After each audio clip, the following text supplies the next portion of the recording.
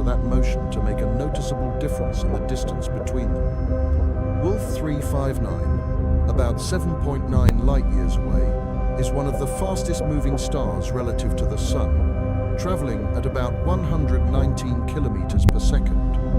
That's fast by stellar standards. Most stars in our region of the galaxy move at speeds of a few tens of kilometers per second relative to each other. Wolf 359 is moving much faster. Yet even at this speed, it's moving at only about 0.04% of the speed of light. Stars move, but they move slowly compared to the vast distances between them. Even the fastest moving nearby star would take tens of thousands of years to travel a light year. Sirius, 8.6 light years away, is actually a binary system with two stars orbiting each other. Sirius A is a bright, white main sequence star about twice the mass of the Sun. It's the brightest star in our night sky, partly because it's relatively close and partly because it's intrinsically quite luminous. Sirius B is completely different. It's a white dwarf, the dense remnant of a star that exhausted its nuclear fuel and collapsed. White dwarfs are fascinating objects. They're about the size of Earth, but have the mass of a star. Sirius B has about the mass of our Sun, compressed into a sphere about the size of our planet. This makes it incredibly dense. A teaspoon of material from Sirius B would weigh about 5 tons on Earth. The two stars orbit each other every 50 years, locked together by gravity, each following an elliptical path around their common center of mass. The Milky Way is a spiral galaxy containing between 100 billion and 400 billion stars.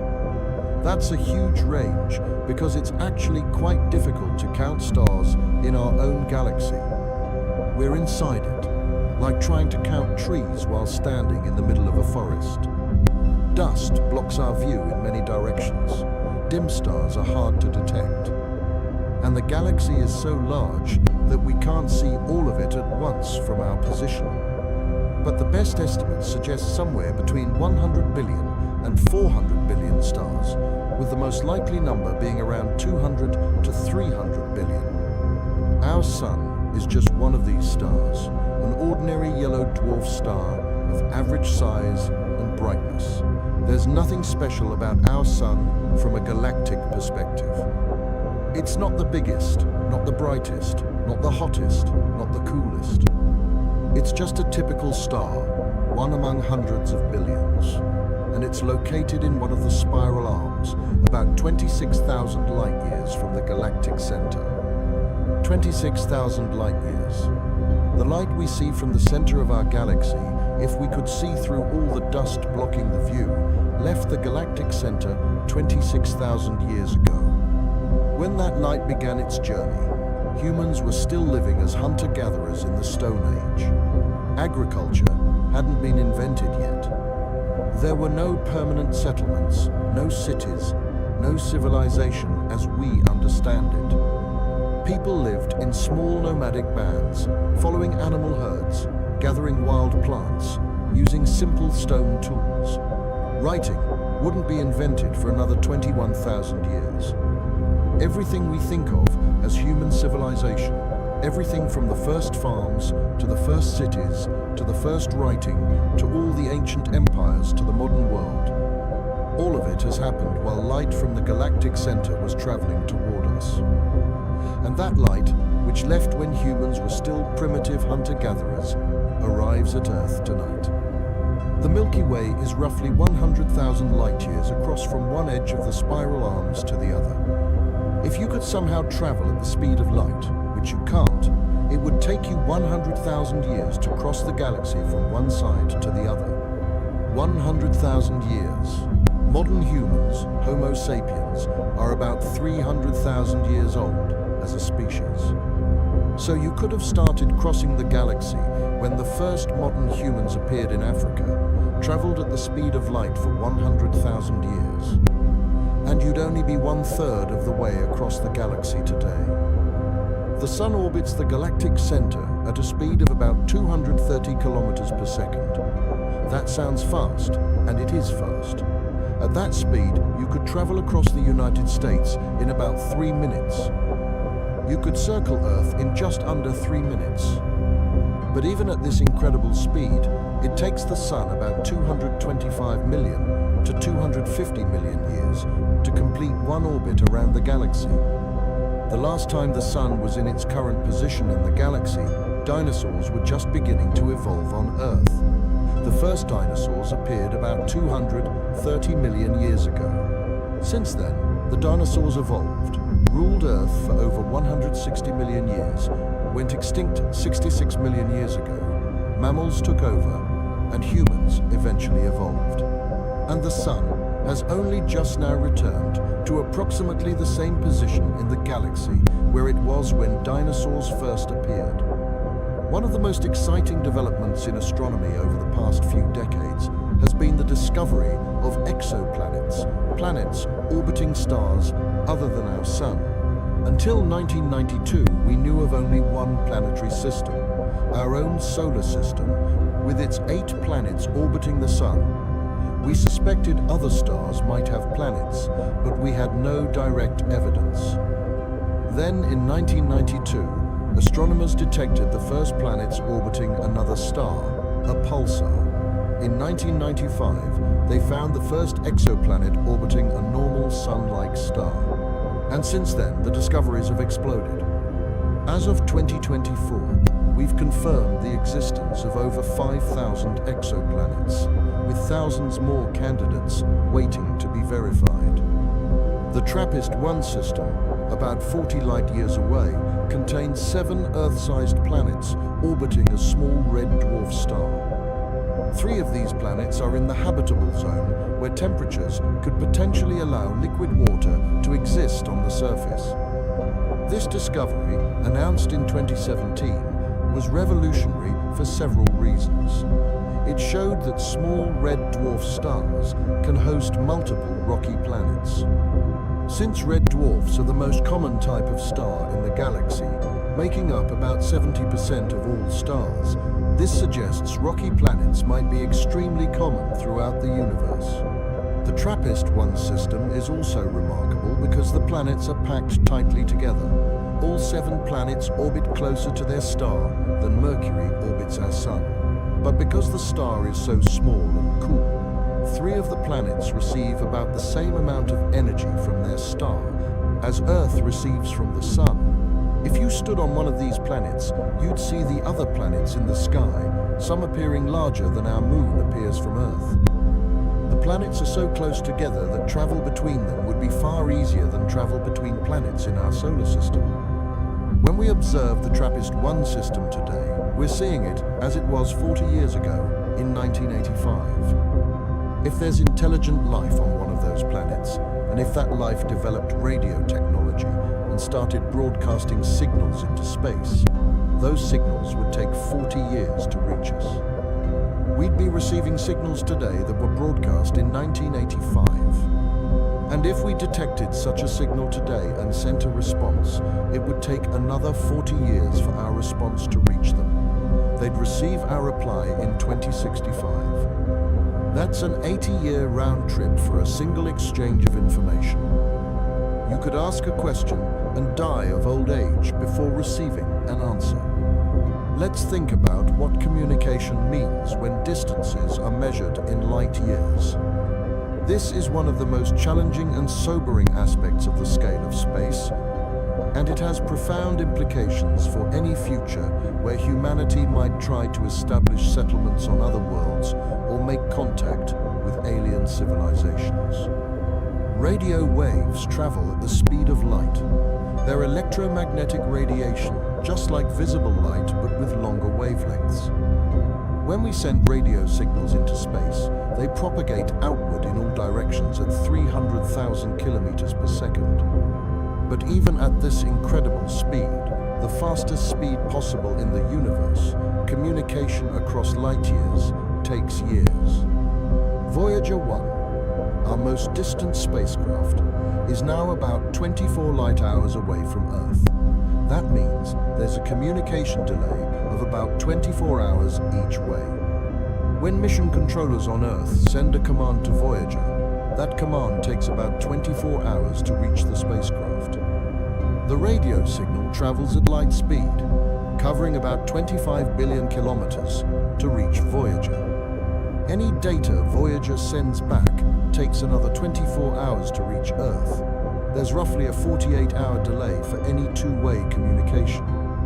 If something goes wrong with the spacecraft, if a system fails or an anomaly occurs, Voyager must handle it autonomously. By the time engineers on Earth know there's a problem and send new commands to address it, 2 full days have passed.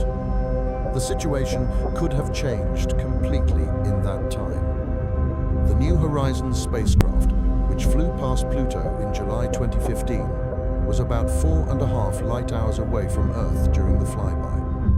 All the data it collected during those few precious hours near Pluto had to be stored on board the spacecraft, then transmitted back to Earth over the following months. Every command sequence had to be programmed weeks or months in advance.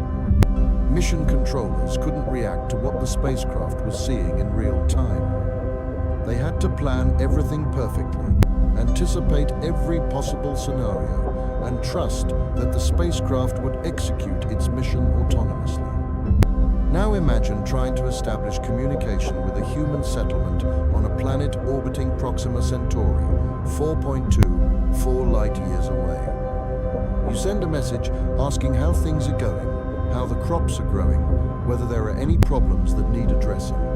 That message travels at light speed for 4.24 years. 4 years, 2 months, and about 20 days later, your message arrives. If they respond immediately, writing their response and sending it right back, their answer takes another 4.24 years to reach you. That's over 8 years for a single exchange of information. You could ask about their latest harvest and receive an answer about crops that were eaten 4 years ago. You could ask how a sick person is doing and receive news of their death years after it happened. You could send advice or help, but by the time it arrives, the situation will have changed completely. Any kind of real-time communication, the kind of immediate back-and-forth conversation we take for granted, is completely impossible across these distances. Conversations would be painfully, frustratingly slow. Debates would span decades. A diplomatic negotiation between Earth and a Proxima colony could take a century or more to resolve, with each party having to carefully consider their responses, knowing that years would pass before hearing back, and years more before their reply could be answered. This has profound implications for governance and society that go far beyond just inconvenience. A colony 4 light years away couldn't be governed from Earth in any meaningful sense. Any laws or directives sent from Earth would arrive years out of date. The political situation on Earth could change completely between when a message was sent and when it arrived. By the time the colony receives orders from Earth, those orders might be obsolete, overturned by new governments or new policies. The colony would need to be autonomous, capable of making its own decisions on everything from resource allocation to conflict resolution to emergency response, because waiting years for approval or guidance on every decision would be impossible. The colony and Earth would drift apart culturally over time, developing their own customs, their own ways of life, their own solutions to problems. They'd be connected by messages from the past, letters from another time, but unable to maintain the kind of immediate, ongoing connection that holds societies together. Over generations, they might become so different that they'd barely recognize each other anymore. They'd share a common origin, a common history up to the point of separation, but from that point forward, they'd diverge, evolving separately like species isolated on different islands. For more distant stars, it gets even worse. A settlement 10 light years away would have a 20-year round-trip communication time. Messages you send to your children living there would reach them when they're adults, possibly with children of their own. Their responses would return when your grandchildren are grown, when you're old or possibly dead. You'd exchange letters across the decades like messages from different eras. You could share news and stay in touch in some abstract sense, but you couldn't have a relationship in any normal meaning of the word. A civilization 100 light years away would have a 200-year communication delay.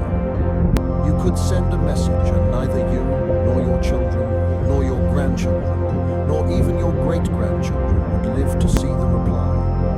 Only your great-great-great-great-grandchildren, living in a world you can barely imagine, might hear back from the distant civilization. The conversation would span generations, each generation sending messages to strangers they'd never meet, people separated not just by distance but by time, receiving messages from people long dead. If you could travel close to light speed, something strange happens with time. This is Einstein's time dilation, and it's been confirmed by countless experiments. It's not speculation or theory in the sense of being unproven. It's observed fact, as solidly established as gravity or electromagnetism. As you approach light speed, time slows down for you relative to stationary observers. The faster you go, the more extreme this becomes. This isn't just clocks running slow. This is time itself passing more slowly. Your heartbeat, your thoughts, your aging, your metabolism, everything happens more slowly from the perspective of someone who's not moving with you. Though from your perspective, sitting in your spacecraft, everything seems normal. Time passes normally for you. It's everyone else's time that seems to be passing quickly. Imagine a spacecraft that could somehow reach 99.9% of light speed. Not quite light speed, but very close. You board this spacecraft and travel to a star 10 light years away, then turn around and come back. From Earth's perspective, this journey takes about 20 years. 10.1 years to get there at 99.9% of light speed, and another 10.1 years to come back. Anyone watching from Earth would see your spacecraft take about 20 years for the round trip. But because of time dilation, you would age much less. At 99.9% of light speed, time passes about 22 times slower for you than for people on Earth. So while 20 years passed on Earth, you would only experience an age about 11 months. You'd step off the spacecraft having aged less than a year, while everyone you knew aged 20 years. Your younger sibling might now be older than you. Your children, if you had any, might now be adults older than you. You've traveled into their future. If you traveled even faster, at 99.99% of light speed, you could travel to a star 100 light years away and back. From Earth's perspective, this journey takes over 200 years. But from your perspective, due to extreme time dilation at this speed, the journey might take only a few years of your life. You'd experience a few years of travel time, living through a few years aboard the spacecraft. But when you return to Earth, over 200 years would have passed. Everyone you knew would be long dead. The world would be completely different. Political systems would have changed. Technologies would have advanced. Languages might have evolved. You'd return to a future Earth that would be as foreign to you as if you'd traveled forward in time. Let's zoom out even further. The observable universe is the region of space from which light has had time to reach us since the Big Bang. The universe is about 13.8 billion years old.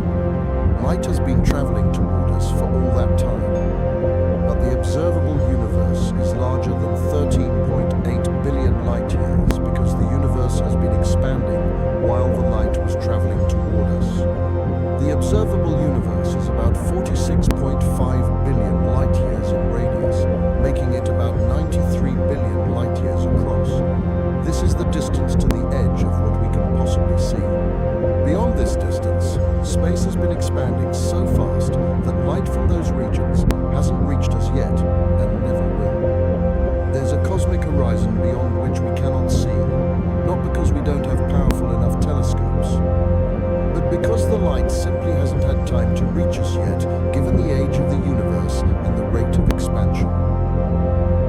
this observable universe are an estimated 2 trillion galaxies.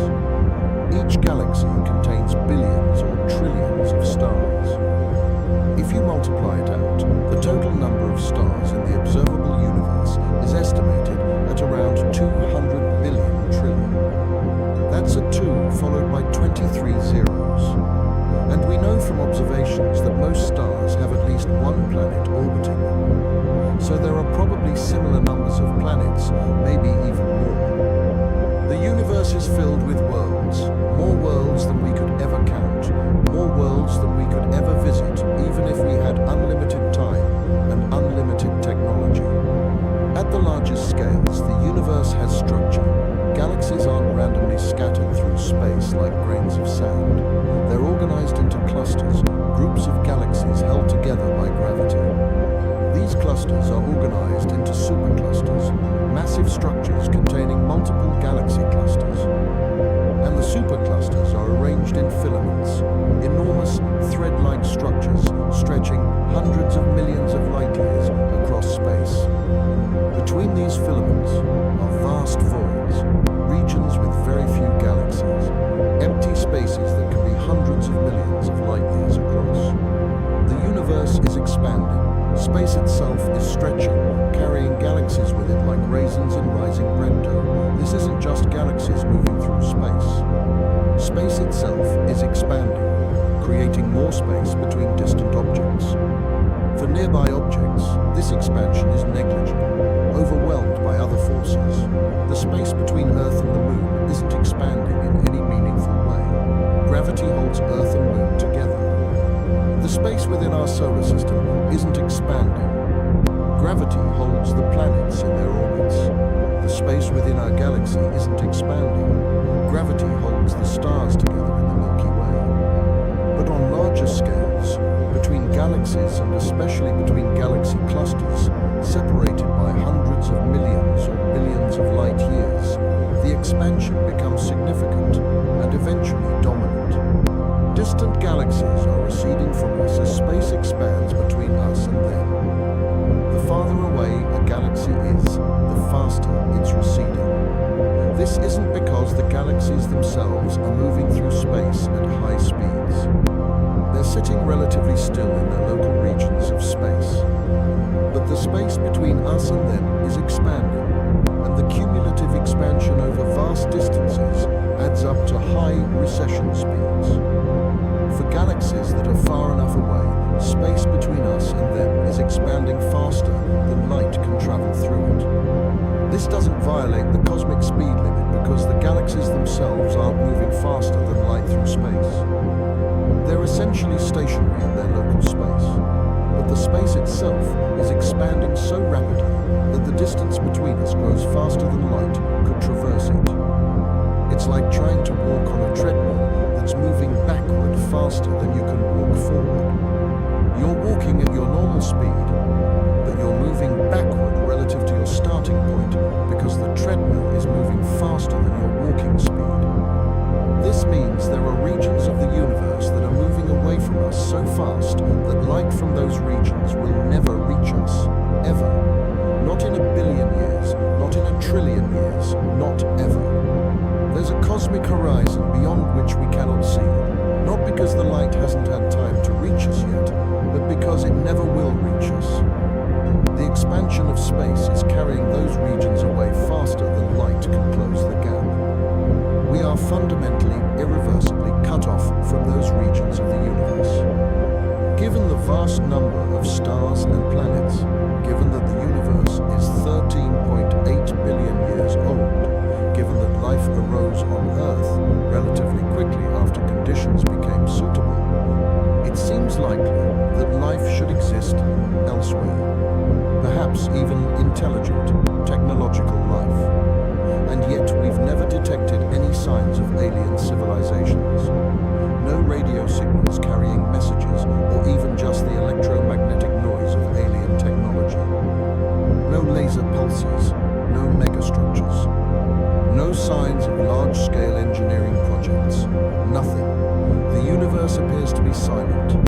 This is called the Fermi paradox, named after physicist Enrico Fermi, who famously everybody. The light year might be part of the answer. The distances between stars are so vast that they present enormous, perhaps insurmountable barriers to communication and travel. Our radio signals, our television broadcasts, our radar installations have been leaking into space for about a century now. These signals travel at light speed, spreading outward in an expanding sphere. They've now reached all stars within about 100 light years of Earth. That sounds like a lot. 100 light years is a huge distance by human standards. But the Milky Way galaxy is 100,000 light years across. Our signals have covered a sphere 100 light years in radius, in a galaxy 100,000 light years across. That's a tiny fraction of the galaxy. We've barely announced our presence to our immediate cosmic neighborhood. And even those signals are getting weaker as they spread out. The farther they travel, the more they disperse, spreading out over a larger and larger sphere. By the time our TV broadcasts reach a star a few dozen light years away, they're so faint they'd be almost impossible to detect above the background noise of space, even with very sensitive equipment. Any alien civilization trying to detect us would need extremely powerful radio telescopes pointed in our exact direction at the right frequency at the right time to pick up our signals. So what does all this mean for us? How should we think about light years in our daily lives? For most people, light years don't affect daily life at all. You don't need to think about Proxima Centauri being 4.24 light years away when you're deciding what to have for breakfast, whether to take an umbrella, or which route to take to work. But there's value in occasionally stepping back and contemplating these scales. It provides perspective on our place in the universe. When you realize that Earth is a small planet orbiting an ordinary star, and that the nearest other star is over 4 light years away, and that our galaxy contains hundreds of billions of stars, and that there are trillions of galaxies in the observable universe, it changes how you see things. Your problems, whatever they are, exist on a tiny planet in a vast universe. That argument with a friend, that stress at work, that anxiety about the future, that disappointment, that frustration, all of it happens on one small world. The nearest star doesn't care about your problems. The galaxy doesn't notice. The universe continues its slow evolution, completely indifferent to human affairs. This isn't meant to diminish your experiences or suggest your problems don't matter. Your life matters to you, and that's what's important. Pain is pain, joy is joy, love is love. These things are real and important, regardless of the scale of the universe. But sometimes, when things feel overwhelming, when you're stressed or anxious or worried, it can help to remember the scale of the universe. It can help to remember that you're living on a small planet orbiting an ordinary star in a vast cosmos, and that from that cosmic perspective, your problems are temporary, local, small. Not unimportant, but small, contained, manageable. There's also something beautiful about understanding light years. When you look up at the night sky, you're not just seeing points of light. You're seeing stars that are light years away. You're seeing photons that have been traveling through space for years or centuries to reach your eyes. You're connected to those distant suns across vast distances of space and time. You're part of the universe, made of atoms forged in stars, looking up at other stars, understanding your place in the cosmic order. Every star has a story. Some are young, just forming from collapsing clouds of gas and dust, beginning their lives as nuclear furnaces. Some are middle-aged like our sun, steadily burning hydrogen in their cores, stable and long-lived. Some are old, approaching the end of their lives, having exhausted their fuel, destined to become white dwarfs, cooling slowly over trillions of years, or to explode as supernovae, scattering their atoms across space to be recycled into new stars and planets. And all of them are separated by light years, by distances so vast that even light needs years to cross them. The The universe is a sparse place, with tiny islands of light separated by enormous oceans of darkness. And yet those islands are connected. Connected by light, connected by gravity, connected by the fact that they're all made of the same stuff. Atoms forged in the hearts of earlier stars, scattered and recycled and reformed into new generations of stars and planets, and potentially life. As our technology improves, our ability to measure distances in light years becomes more precise. The Gaia spacecraft is creating the most precise three-dimensional map of our galaxy ever made. It's measuring positions and distances of over 1 billion stars. Future telescopes will allow us to see even farther. James Webb is already detecting galaxies over 13 billion light-years away. Future observatories might see even farther back, closer to the Big Bang. We're also discovering more exoplanets every year. As of 2024, we've confirmed over 5,000 exoplanets, with thousands more candidates. Many are dozens or hundreds of light-years away. We're mapping what exists at these vast distances. In the future, we might send robotic probes to nearby stars. Breakthrough Starshot proposes sending tiny spacecraft to Proxima Centauri. Even if successful, probes would take over 4 years to send back data. But barring revolutionary breakthroughs in physics, light years will remain a fundamental barrier. The distances between stars are vast, and light speed is finite. This isn't a problem to be solved. It's a fundamental property of the universe we live in. Understanding light years changes how we see our place in the universe, and it raises profound questions about the future of humanity and our relationship with the cosmos. These aren't just abstract philosophical questions.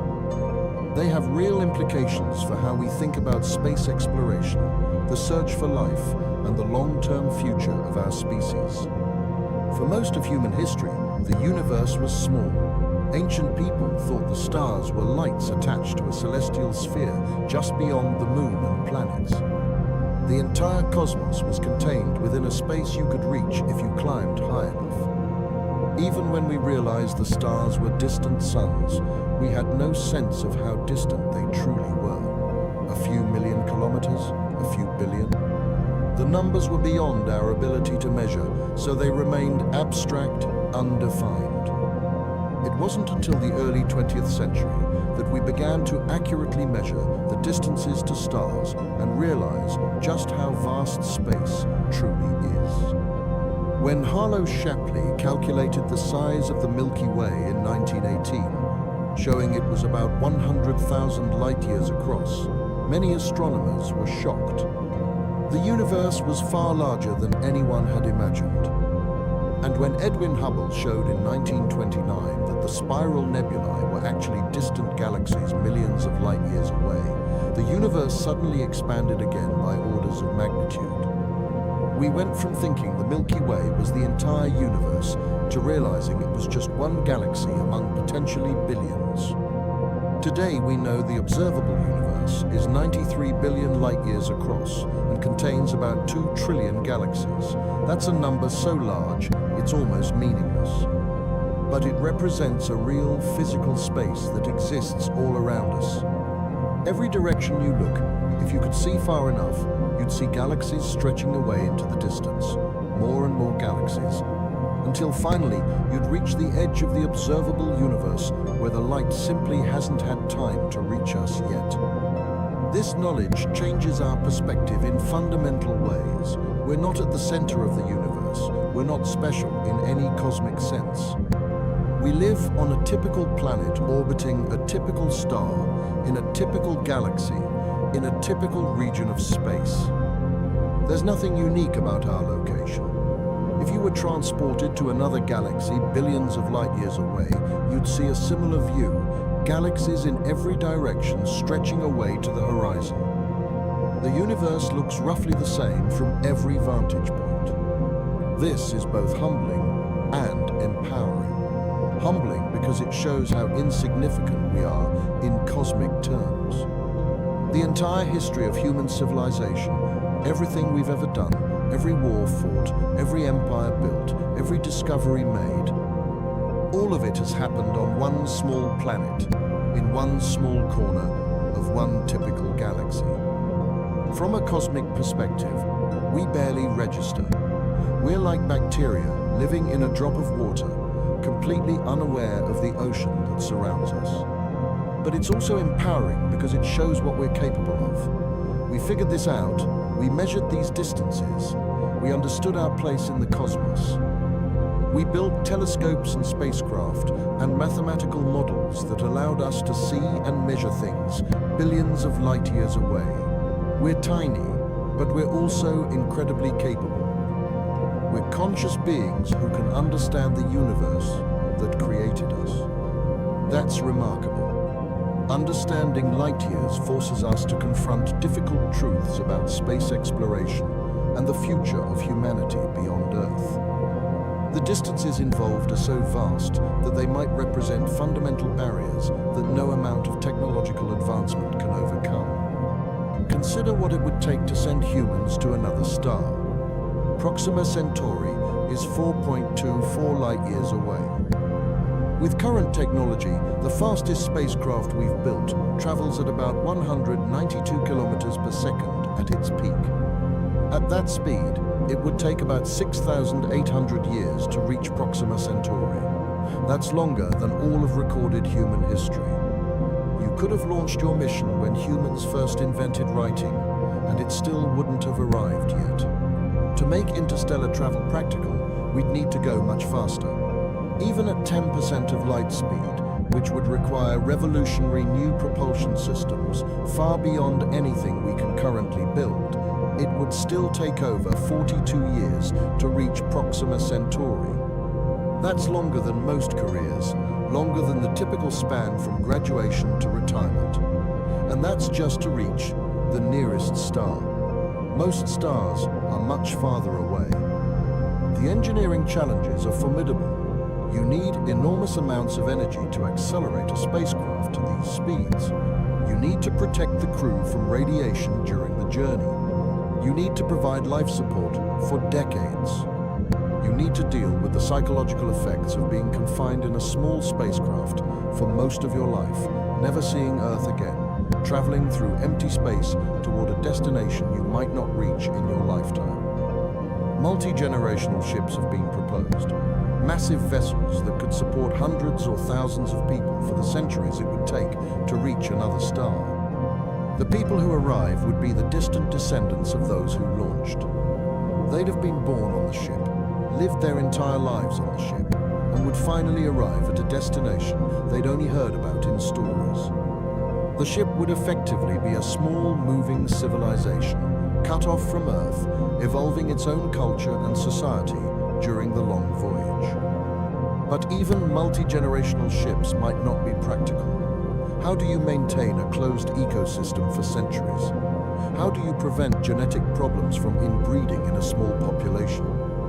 How do you ensure the descendants still want to complete the mission their ancestors started? What if they decide, several generations in, that they want to turn around and go home? What if there's a disaster, a system failure, a plague that wipes out most of the population? There's no rescue coming. They're light years from help. Some have proposed suspended animation or cryogenic freezing, putting the crew to sleep for the journey and waking them when they arrive. This would solve many problems. No need for decades of life support, no psychological issues from long confinement, no generational drift in mission objectives. But we don't know if such technology is even possible. Can human bodies survive being frozen for decades or centuries and then revived? What about cellular damage from ice crystal formation? What about the effects on the brain and memory? These are all unsolved problems that might not have solutions. The reality is that interstellar travel with humans aboard might simply be impractical given the constraints imposed by the speed of light and the vast distances measured in light years. We might be confined to our own solar system for the foreseeable future, perhaps permanently. That doesn't mean we can't explore other star systems with robotic probes, but human exploration of other stars might remain forever in the realm of science fiction. The light year also shapes our thinking about the possibility of contact with alien civilizations. If intelligent life exists elsewhere in the universe, and many scientists think it probably does given the vast number of stars and planets, the distances measured in light years might make contact impossible, even if both civilizations survive for millions of years. Let's say there's an advanced technological civilization on a planet orbiting a star 50 light years away. They've developed radio technology and have been broadcasting signals into space for a century, just like we have. Those signals are now passing through our region of space, but they're incredibly faint after traveling 50 light years, spreading out over an enormous sphere. To detect them, we'd need to be pointing very sensitive radio telescopes in exactly the right direction, at exactly the right frequency, at exactly the right time. The chances of that happening by accident are incredibly small. Even if we did detect their signals, think about what happens next. We'd be receiving signals they broadcast 50 years ago. If we responded immediately, our response would take another 50 years to reach them. That's a 100-year round trip for a single exchange. You could ask a question and die of old age before receiving an answer. Your grandchildren might hear the response to a question you asked. This fundamentally changes the nature of any potential contact. There can be no dialogue in any normal sense, no conversation, no negotiation in real time. Instead, it would be more like an exchange of encyclopedia entries. Each civilization sends everything they know, everything about their history and science and culture, and hopes the other civilization receives it and responds similarly. It would be more like archaeology than communication, studying the records left by a distant civilization, records that are decades or centuries old by the time they arrive. And that assumes both civilizations survive long enough and remain interested in communication long enough for this exchange to happen. Humans have only been broadcasting radio signals for about a century. We don't know if we'll still be broadcasting in another century, let alone several centuries. Civilizations might rise and fall on timescales shorter than the light travel time between stars. We might detect signals from a civilization that went extinct centuries ago, listening to the radio echoes of a dead world. There's also the disturbing possibility that the universe might be full of civilizations, but they're all so far apart that none of them ever make contact. The average distance between intelligent civilizations might be thousands of light years. At such distances, even detecting each other becomes nearly impossible, and communication becomes pointless. Each civilization develops alone, makes its discoveries alone, asks its questions alone, and eventually dies alone, never knowing if anyone else was out there. One of the most profound implications of understanding light years is the realization of just how isolated we are. The distances between stars are so vast that meaningful contact or travel might simply be impossible, leaving civilizations forever isolated in their own small regions of space. Even within our own galaxy, even assuming there are millions of technological civilizations, the average distance between them might be thousands of light years. At such distances, communication becomes almost pointless. By the time you receive a message and send a response, thousands of years have passed. The civilization that sent the original message might not even exist anymore. Their planet might have been destroyed by an asteroid impact, or they might have destroyed themselves in a war, or their star might have become unstable and rendered their world uninhabitable. You'd be sending a message to ghosts. This creates a picture of a universe that might be full of life, perhaps even intelligent life, but where that life is forever isolated by the vast distances of space. Each civilization develops alone, asks its questions alone, makes its discoveries alone, and eventually dies alone, never knowing if anyone else was out there, never making contact with other minds under other suns. There's something melancholy about this. We've evolved as social creatures. Connection with others is fundamental to who we are as humans. We build communities, share knowledge, collaborate on projects. The idea of being alone in the universe, or of being surrounded by others but forever unable to reach them or communicate with them meaningfully, is profoundly isolating. But there's also something beautiful about it. It means every civilization that does arise is precious. If we're alone, or effectively alone because we can't reach anyone else, then we carry a unique responsibility. We're the universe's way of knowing itself in this particular corner of space. The thoughts we think, the art we create, the science we discover, the love we feel, all of it is unique to us. We're not just one civilization among millions. We might be the only minds in our region of space, the only consciousness for dozens or hundreds of light years in any direction.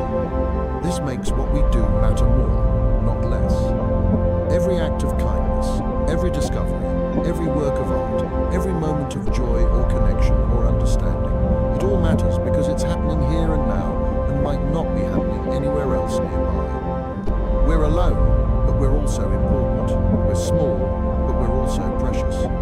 We're insignificant in cosmic terms, but we're also irreplaceable because there might not be anyone else like us for light years in any direction. Tonight, we've explored the light year in depth. We've looked at what it means, how it's measured, what distances it represents, and its implications for understanding the universe. We've taken a journey from the familiar scales of our everyday life to the almost incomprehensible scales of cosmic distance. A light year is 9.46 trillion kilometers. The distance light travels in 1 year, moving at 300,000 kilometers per second. It's the unit astronomers use because kilometers and other terrestrial units of measurement become completely unwieldy when dealing with cosmic distances. When you're measuring distances to stars and galaxies, you need a unit that's large enough to make the numbers manageable, while still being based on something physical and measurable. The nearest star to our Sun, Proxima Centauri, is 4.24 light years away. That's the closest stellar neighbor we have, and it's still so far away that with current technology, it would take thousands of years to reach it. Our galaxy, the Milky Way, is roughly 100,000 light years across from one edge to the other. To cross our own galaxy at the speed of light, you'd need 100,000 years. The observable universe is 93 billion light years across, containing an estimated 2 trillion galaxies, each with billions or trillions of stars. When you look at stars in the night sky, you're not seeing them as they are right now. You're seeing light that has traveled for years, or centuries, or even millennia to reach your eyes. You're literally looking into the past. Sirius, the brightest star in the night sky, is 8.6 light years away. You're seeing it as it was 8.6 years ago. Betelgeuse, the red supergiant in Orion, is about 550 light years away. You're seeing it as it was during the Renaissance over 5 centuries ago. A light year connects distance and time in a fundamental way, showing that they're unified aspects of space-time rather than separate concepts. The speed of light is a fundamental speed limit built into the structure of the universe. Nothing can travel faster than light. This isn't a technological limitation that we might overcome with better engineering. It's a law of physics, a consequence of how space-time works. This means that distances measured in light years represent real barriers to communication and travel. Stars that are light years away are separated from us not just by space, but by time. Even traveling at the speed of light, which is impossible for anything with mass, you'd still need years to reach nearby stars and thousands or millions of years to reach distant galaxies. The universe is expanding, and that expansion is accelerating. Dark energy, a mysterious force we don't understand, is pushing the universe apart at an ever-increasing rate. Distant galaxies are receding from us as space expands between us and them. In the far future, billions of years from now, the universe will be much emptier from our perspective as more and more galaxies are pushed beyond our cosmic horizon, carried away by the expansion of space faster than their light can reach us. Despite these vast distances and fundamental barriers, despite the isolation imposed by the light year, we've learned an enormous amount about the universe. We've mapped billions of stars, measuring their distances with ever-increasing precision. We've detected thousands of exoplanets orbiting other stars, some of them potentially habitable. We've observed galaxies billions of light years away, seeing them as they were in the early universe shortly after the Big Bang. The light year has been our fundamental tool for measuring and understanding these cosmic distances, for mapping the universe and our place within it. Let's end where we began.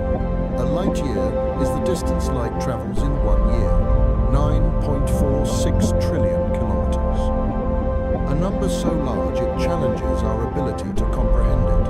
A distance so vast it makes our planet seem infinitesimally small by comparison. But you don't need to fully comprehend it intuitively to appreciate what it represents. You can appreciate that the universe is vast beyond our ability to fully grasp. You can appreciate that light from distant stars has been traveling for years, decades, centuries, or even millennia to reach your eyes tonight. You can appreciate that we live in a tiny corner of an enormous cosmos, on a small planet orbiting an ordinary star in one galaxy among trillions. There's something profoundly humbling about understanding light years and the distances they represent. It reminds us how small we are in the grand scheme of things, how brief our individual lives are compared to cosmic timescales, how isolated we are in space, separated from even our nearest stellar neighbors by distances that would take thousands of years to cross with any technology we can currently build. It puts our concerns and worries and problems into perspective, showing us that from a cosmic viewpoint, the things that seem so important in our daily lives are temporary and local. But there's also something empowering about this knowledge. We figured this out. Despite being small creatures on a small planet, we measured these vast distances. We understood our place in the universe.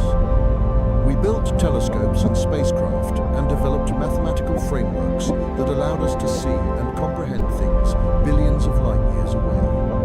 We're tiny, confined to one small world for now, but we're also remarkably capable. We're conscious beings who can understand the universe that created us, who can look up at the night sky and comprehend what we're seeing, who can contemplate distances measured in trillions of kilometers and time spans measured in billions of years. From a cosmic perspective, you're insignificant.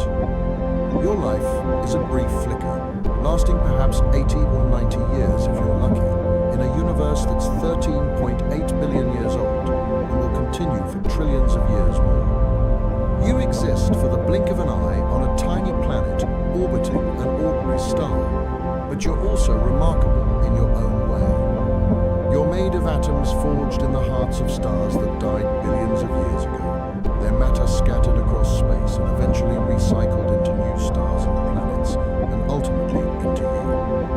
You're literally made of stardust, the product of cosmic processes that have been operating for billions of years. You're a way for the universe to know itself, to understand itself, to appreciate its own vastness and beauty and complexity. So, the next time you look up at the stars on a clear night, remember what you've learned tonight. Those points of light scattered across the darkness are not just lights. They're distant suns, massive balls of fusing hydrogen, each one potentially hosting its own system of planets and moons. They're light years away, separated from us by distances so vast that the light entering your eye right now, the photons that traveled across space to reach you, has been traveling for years or centuries.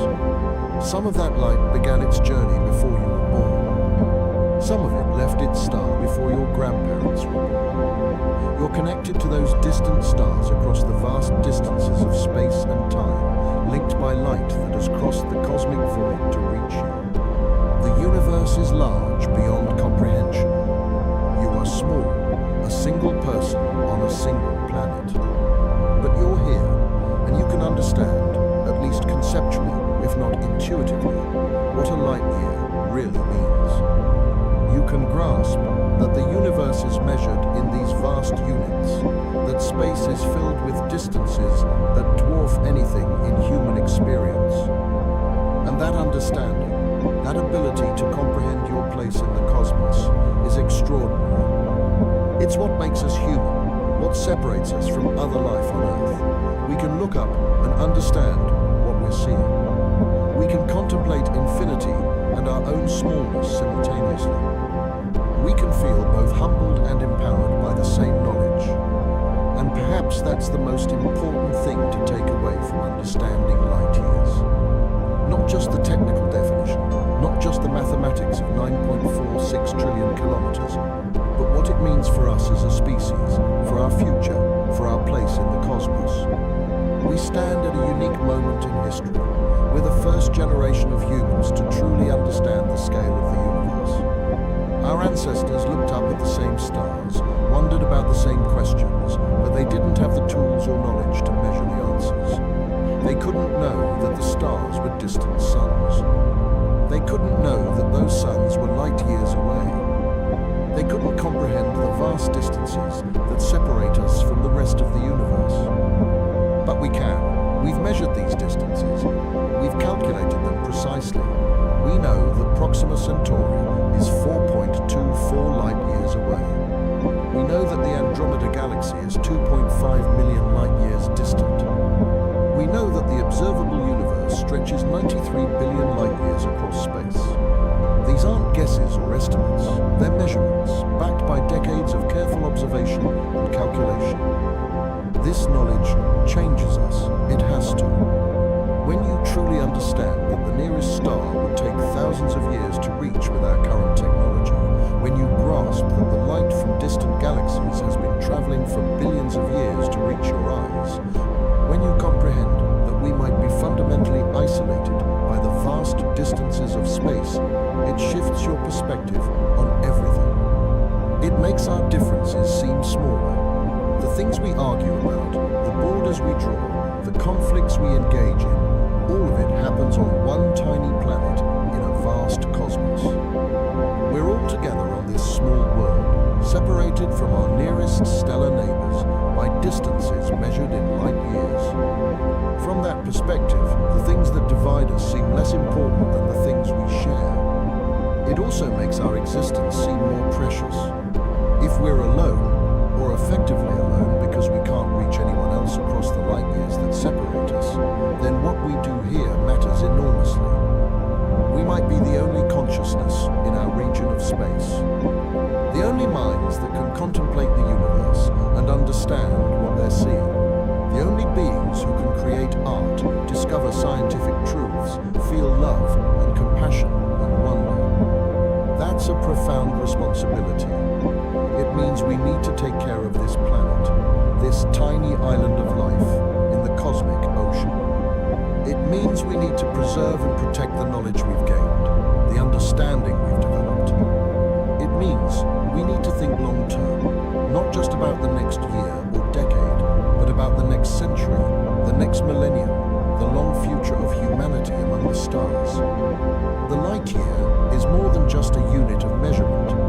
It's a reminder of our place in the universe.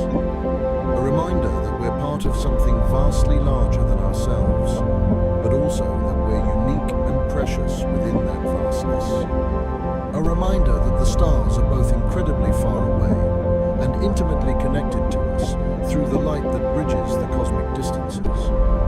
Every time you look up at the night sky, you're participating in something ancient and profound. You're seeing across light years. You're looking back in time. You're witnessing the universe in all its glory. And you're part of that universe, made of the same atoms, following the same physical laws, connected by the same fundamental forces that govern everything from the smallest particle to the largest galaxy cluster. That's what a light year really means.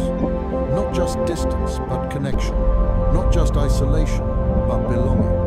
Not just our smallness, but our significance within that smallness. Thank you for joining me on this journey through space and time. If you found this exploration valuable, a like or subscribe would mean a lot. It helps me keep making these deep explorations of the cosmos.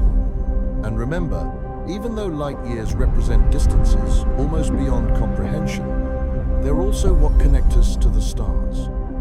Every time you look up at the night sky, you're seeing across light years.